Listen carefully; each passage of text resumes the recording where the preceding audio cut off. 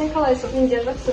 Сен бүгін оқылдан кейін бос уақытында не істейсің? Мен оқылдан кейін достарыммен театрға барамын. Ал сен не істейсің? Мен ертеңгі сабақтарыма дайындаламын. Бізбен театрға барасың ба? Білмеймін, егер бос уақытым болса келемін.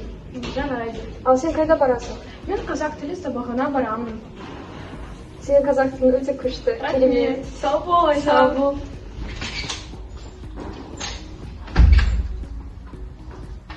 Сәлеметсіздер ме? Бүгінгі біздің тақырыбымыз бос уақытымызды тиімді пайдалану. Яғни уақыт біз үшін өте маңызды. Себебі болашақ маман ретінде біз уақытымызды тиімді жоспарлап, алға қарай ұмтылуымыз қажет. Қанекей, сіздер үшін бос уақыттарыңызды өткізу немен байланысты, несімен маңызды? Кім жауап береді? Диана?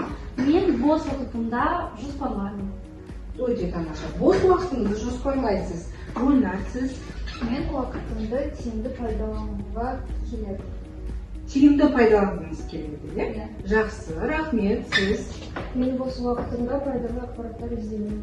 Өте тамаша. Яғни бос уақытымызда тиімді жоспарлауға әрекеттенеді екенбіз, иә? Тамаша.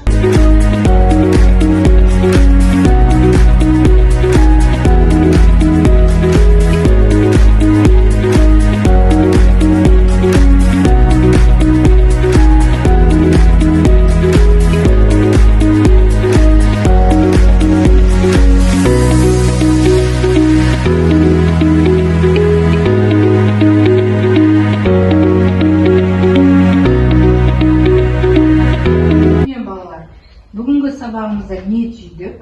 Соны бір-екі сөзбен атап өтсек, Гүлнар? Уақытты босқа өткізбе. Уақыт қайта келмейді. Өте тамаша. Дарья? Уақыт ең қымбат қазына. Уақыт ең қымбат қазына, дұрыс айтасыз. Лера? Уақыт ерінбеу. Дұрыс айтады, ерінбей. Гүлнар? Уақытты қадірлеу, өмірді қадірлеу. Тамаша. Диана? Уақыт алтын. Уақыт алтын қазына.